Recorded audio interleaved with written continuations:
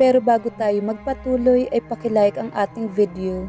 Ganon din ang subscribe button, pati na rin ang bell icon para lagi kayong updated sa mga parating ko pang mga uploads.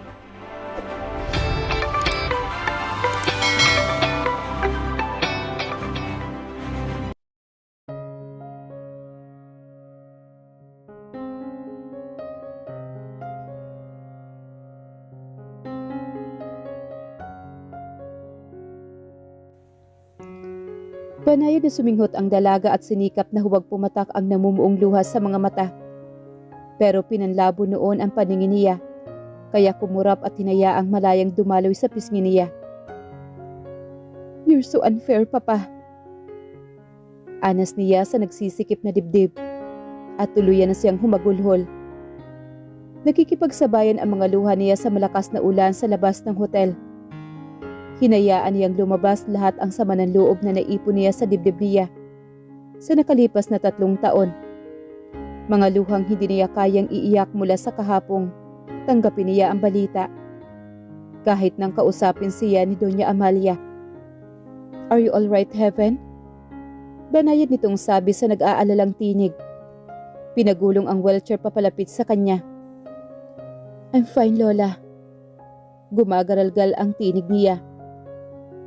Hindi sinasalubong ang tingin ng abuela at patuloy sa paglalagay ng mga damit sa maleta. "It's just that." Tumingala siya upang pigilin ang mga luha niya. Hanggang sa huling sandali, "Hindi ako mahalaga sa kanya." Dagdag niya sa nabasag na tinig. "Heaven." Kinabig na matandang babae ang dalaga at dinala sa dibdib nito. "Nagkakamali ka, Iha. Mahal ka ng papa mo. Mahal na mahal ka." Naghihirap ang loob na sabi nito.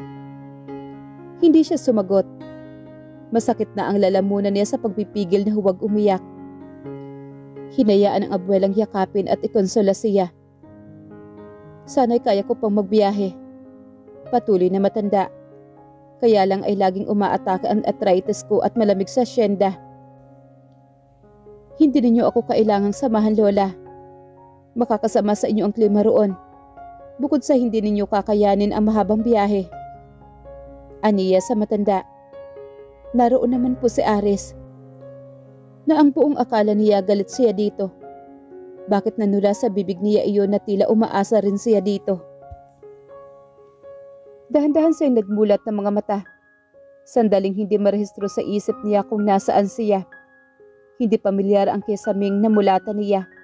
Nang isang tikhim biglang nagpaangat ng katawan niya mula sa higaan. Si Aris. Nasa may paan ng kama. Nanlalaki ang mga mata niya kasabay ng realisasyon kung nasaan siya. Anong ginagawa mo dito?" Lumipad ang mga mata niya sa pintuan. "Papaano kang nakapasok?" Itinuloy ang tingin sa bintana sa bagamat nakababa ang kurtina. Ay natitiyak niyang madilim pa. Muling ibinalik sa lalaki ang tingin. "Anong oras na ngayon?" Bahagyang tumaas ang isang sulok ng mga labi ni Aris na tila nangangako ng isang matamis na ngiti. Pero sinalungat ng isip niya iyon. Hindi si Aris ang taong madaling humiti. "Good morning." Wika nito at gusto niya magpigil ng paghinga. Nang tipid na ngumiti ito sa kanya. "It's 4:30 in the morning. I had a key in the rooms. Remember? Hindi mo kinuha sa akin kagabi. At narito ako para gisingin ka." Bahagyang lumalim ang ngiti nito na agad ding nawala at napalitan ng pagsasalubong ng mga kilay nang mapuna ang suot niya. Ipinantulog niya ang suot niya kahapon. Maong at t-shirt. Bakit ba? Hindi naman niya na malayang nakatulog na pala siya. Katunayan ang nakapahalang niyang ayos sa kama. Ang natatandaan niya ay tumigil sa pagbuhos ang ulan bago maghating gabi. "Ikinalulungkot kong hindi naging komportable para sa iyo ang silid ng hotel." Matabang nitong sinabi at saka mabilis na idinagdag. "I'll give you 10 minutes to change." Tuluyan nang nawala ang tipid ng ngitingin nito. Muling bumaba ang maskara nito. Tumalikod ito upang lumabas. Nakabukas na ang pinto na muli siyang lingunin nito at sa banay na tinig ay, "Isa ka sa pinakamagandang babae na gumigising sa umaga, Heaven." Matagal na nakasara ang pintuan ay nakatitig pa rin doon si Heaven. Natitiyak niyang pinupuri siya nito. She's 20 and hated herself. Dahil hanggang ngayon ay nagbablush pa rin siya. Nararamdaman niyang nag-init ang pisngi niya. 10 minutes. Napatalon siya sa kama nang maalala ang sinabi nito. Madilim pa rin na nagsimula na silang magbiyahe. Malapit na ang alas 5 subalit tila walang balak sumikat ang araw. Bagaman wala na ang malakas na hangin ay may banayad pa ring ambon. Binuksan niya ang bintana sa tabi niya. Gusto kong langhapin ang simoy ng hangin pang umaga. Aniya at pinuno ng hangin ang dibdib. Malamig ang dapyo ng hangin. Sumasalubong sa kanya at may kasamang pinong ambon. Bahagya siyang nakadama ng lamig at niyakap ang braso sa katawan.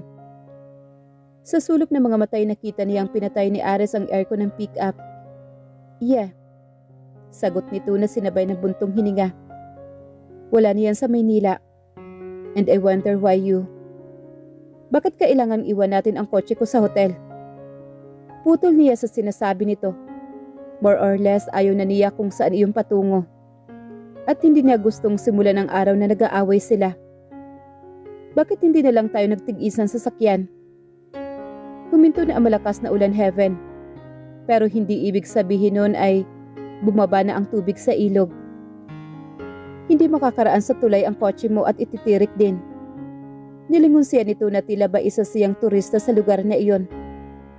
Huwag ka mag-alala. Walang gagalaw sa kotse mo sa hotel. Mamayang tanghali ay ipapakuha ko yon. Siguro na may hupa na ang tubig pagsikat ng araw. May kung ilang sandaling na magitan ang katahimikan sa kanilang dalawa. Ilang beses silang naglulubak sa mapuputik na daan. Hindi kakayanin ng kotse niya ang daan patungo sa asyenda. Humilig siya sa sandalan. Muli niyang pinuno ng hangin ang dibdib. Balsamo sa damdamin niya ang malamig na haplos ng hangin sa kanyang mukha. Nasasamyo niya mula rito ang basang gubat, ang awitan ng pang-umagang ibon. May kalahating oras na silang nagbabiyahe ng walang imikan. "Shit!" usal ni Ares na nagpalingon sa kanya rito. Kasabay noon ang pagpreno nito. Bago pa siya nakapagtanong ay nagbukas na ito ng pintuan ng sasakyan at lumabas. Napaunat sa pagkakaupo sa Heaven at itinuon ang paningin sa palusong na daan. Nasa bukana na sila ng ilog at siya naman ay nanlumo ng matanaw ang dahilan ng paghinto nila. Sa di kalayuan ay ang ilog na tuloy pa rin sa mabilis na pag-agos. Bagaman huminto na ang malakas na ulan, bago maghating gabi ay patuloy na naaapawan ng tubig ang tulay sa gitna noon ay isang malaking troso ang nakaharang na marahil ay inaanod ng malakas na agos ng tubig kagabi. Mabilis din siyang bumaba roon. "Paano mo maitatawid ang sasakyan niyan?" tanong niya rito. Ipinagsalikop ang mga braso sa katawan. Hindi lang ang banayad na ambon at hangin ang dahilan kung bakit tila may kung anong lamig na gumagapang sa buong pagkatao niya. Sa pagkakatitig niya sa tulay.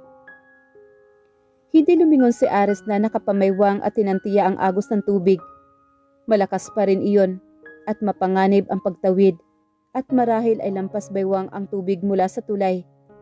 Kahit pa marahil walang nakaharang na troso, ay hindi pa rin makaraan ang Range Rover. Nilingon nito si Heaven. "Tawirin natin ang ilog. Iiwan natin ang sasakyan dito." "No!" bulalas niya. Gustong panginigan ng tuhod. "Paano tayo tatawid dyan? Tingnan mo nga yung troso. Humarang lang sa pundasyon ng tulay. Kaya hindi tuloy ang inagos. Isang trosong mismong yan ang kakapitan natin."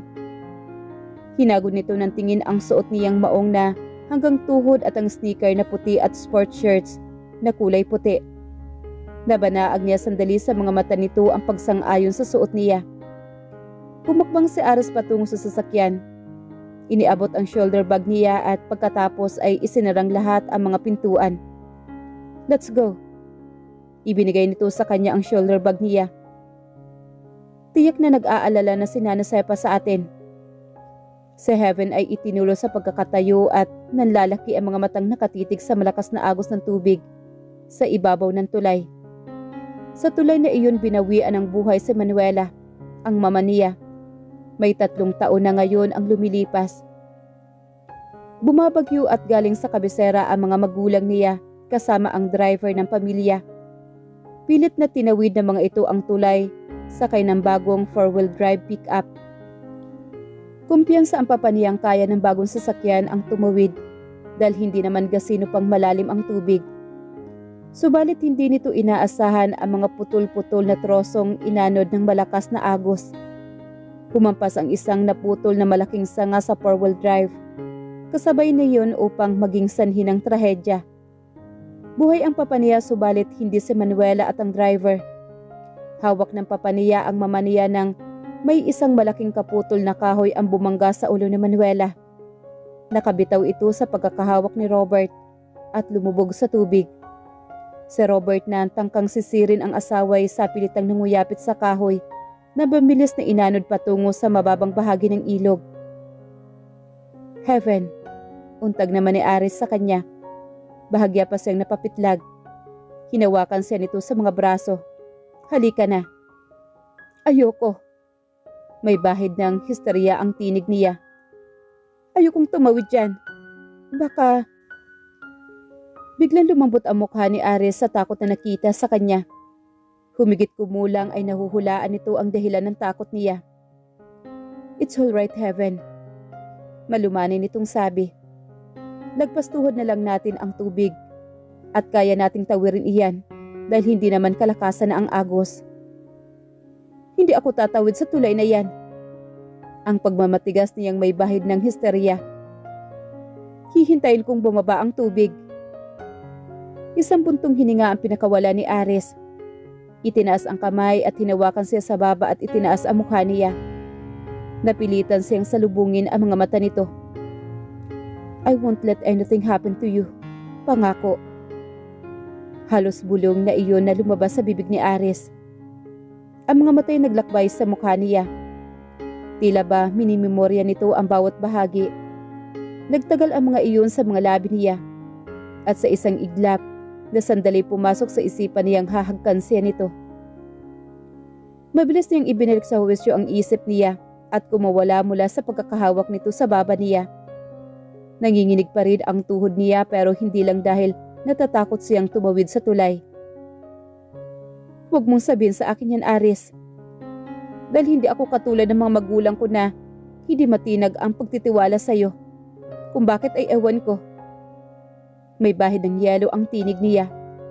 At kung hindi dahil sa iyo, hindi ako aalis. Hindi ako ihahatid ng mga magulang ko sa kabisera at hindi sana nalunod ang mama. Hindi niya gustong sabihin iyon pero huli na para bawiin iyon. Iyon ang unang pumasok sa isip upang pagtakpan ang nararamdaman. Napamura naman ito. Marahan pero nag-iigting ang mga panga ni Aris nang sabihin iyon. Marahas siyang hinawakan sa braso at kinabig papalapit dito. Huwag mong ibigay sa iba ang sisi upang pagtakpan ang sariling guilt mo, Heaven. Tila patalim ang tinig nitong humihiwa sa dibdib niya. Pero mas pipiliin niyang malunod sa ilog kaysa ipalam ditong nasasaktan siya. Na kahit paano'y totoo ang sinasabi nito. Pero hindi niya aaminin sa binata iyon. Sa nininingkit na mga matay tumingala siya rito. Bakit, Aris? Itatanggi mo bang ikaw ang dahilan kaya ako umalis sa hasyenda? Na nag-alaga ng ahas ang papa sa katauhan mo? Mabilis niyang sinabi. Ano bang pinagsasabi mo? Naguguluhan na tanong nito. Bakit? Hanggang sa huli sandali, nagbulag-bulagan ang papa sa relasyon mo sa mama. Patuloy siya sa panunuya. Nakita niya ang biglang pag-iba ng ekspresyon ng mukha ng binata.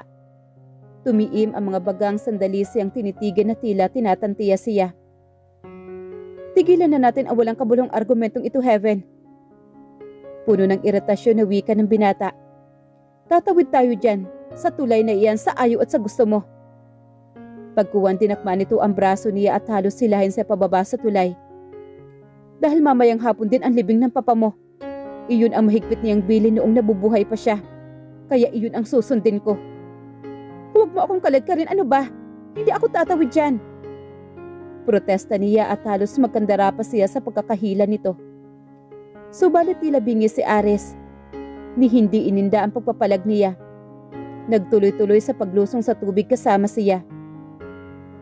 Agad nanuot sa kalamnan ni Heaven ang lamig ng tubig sa pagkakalusong niyang iyon. Nanginginig siya at pahisteryang pilit na kumakawala sa binata. No, please! Tili niya rito. Sandaling natilihan si Ares. Naghihisteryang totoo ang dalaga. Ang galit ay nahalinhina ng pag-alala. Niyakap niya ito at pumakabila sa troso upang huwag siyang matangay ng agos. Makinig ka, Heaven. Banayad nitong sabi hawang-hawak sa magkabilang balikat ang dalaga. It's all right. Makakatawid tayo. Paniniyak nito pero pinagwawaksin ng dalaga ang braso ng binata at akmang babalik sa pangpang. Subalit mabilis siyang nahapit ni Ares pabalik at niyakap. Tinitigan ang pagpipiglas ng dalaga. Hindi nito malaman kung sasampalin o hahalikan sa Heaven. Pero pinili nito ang huli. Bitiwan mo! Nakulong sa lalamunan ni Heaven ang protesta. Nang angkinin ni Ares ang mga labi nito at sa ili ng halik ito. Sa kabiglaan ay nahinto sa dibdib ng binata ang mga kamay niyang nagpupumiglas. Nasa tubig sila at natatakot siyang malunod. Pero sa kabilang paraan ay nalulunod ang pakiramdam niya. Tila tinatangay siya ng isang malakas na uli-uli at mahigpit na napakapit sa binata. Kung gaano katagal siyang hinahagkan ni Ares ay wala siyang idea. Lahat ng matitinong kaisipan ay lumilipad mula sa kanya sa oras na iyon. May ilang sandali nang pinakawala ni Ares ang mga labi niya ay hindi pa rin siya maibalik sa huwesyo ng isipan. Nalilitong na natili siyang nakatingala rito at hinahabol ang kanyang hininga. Humawak ka mabuti sa akin. Utos nito sa gumaragal na tinig at sa pilitang inalis ang mga mata sa mukha niya. Nagsimulang humakbang patawid sa ilog. Ang isang kamay ay nakakapit sa baywang niya at ang isa naman sa troso at nangabay roon. Strange. Nawala sa isip niya ang takot na maaari silang malunod at tangayin ng malakas na agos. Nag-aagaw ang lamig at init sa katawan niya. Lamig dahil sa tubig at init dahil sa nangyaring halik. Tila gustong mabiyak ng dibdib niya kung paano nila natawid ang mahigit 10 metrong tulay na inaapawan ng tubig ay malabo sa kanya. Nang marating nila ang kabilang pangpang ay ibinagsak niya ang sarili sa basang damuhan. Sumunod na umupo sa tabi niya si Ares. Ilang sandaling walang maririnig kundi ang malakas na agos ng tubig, ang huni ng mga pang-umagang ibon, at ang ihip ng hangin sa mga dahon na puno. I'm sorry, Heaven. Pabulong nitong sabi sa katahimikan. Hindi ko naisip na naging trauma sa iyo ang pagkamatay ni tita. Sa tulay na ito. Wika nito. At naroon ang sakit sa boses nito na ikinalingon niya rito. So after all, nakadama ng guilt ang lalaki sa nangyari sa mama niya. Dapat lang hindi ba? Pero isa siyang malaking hangal na hinayaan niyang halikan siya nito. Na ito ang mahal ng kanyang mama para lang makalma siya. At bagaman hindi siya tumugon ay hindi rin naman siya tumanggi. At kung magiging honest lamang siya sa kanyang sarili, aaminin niyang gusto niya ang ginawa ni Ares. Isang buntong hininga ang narinig niyang pinakawalan nito at pagkatapos ay marahang tumayo. Iniabot ang kamay sa kanya. Let's go. Mahaba-haba pa ang lalakarin natin bago marating ang bahay. Wika nito.